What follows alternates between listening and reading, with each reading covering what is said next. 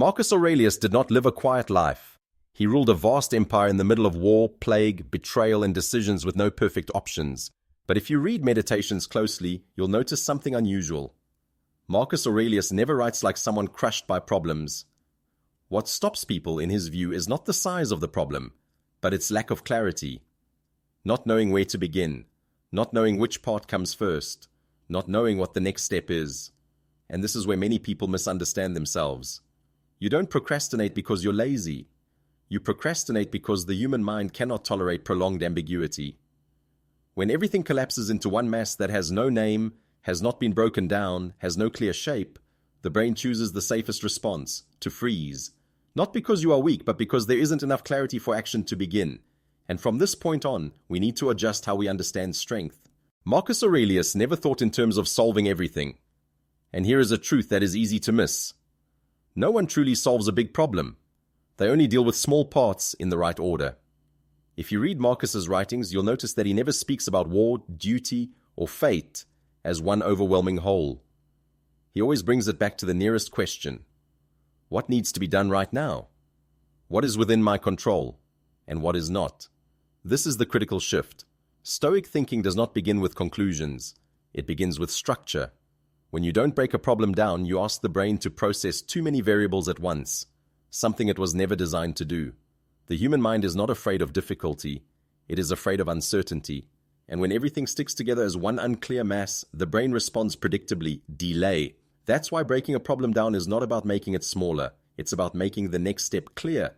And when the next step is clear, action can begin, without motivation, with nothing more than order.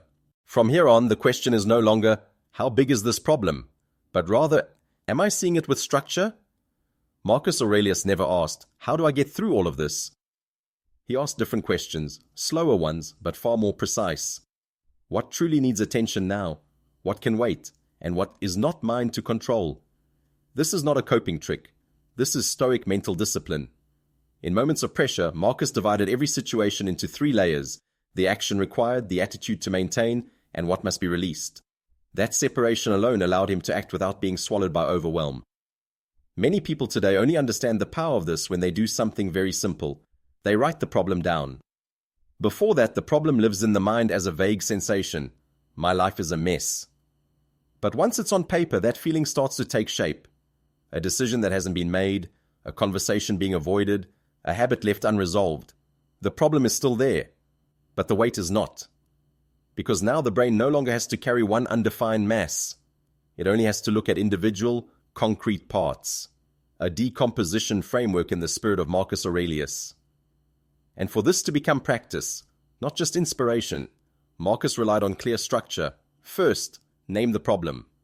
One short neutral sentence, no storytelling, no judgment.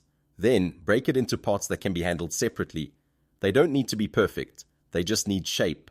Next, choose the part within your control. Which piece doesn't depend on the others? Which action, taken first, creates movement? Finally, act on one part only. No multitasking, no finishing everything. Just one step, taken deliberately. And this is the point many people miss. Calm does not arrive after everything is done. It appears the moment structure appears.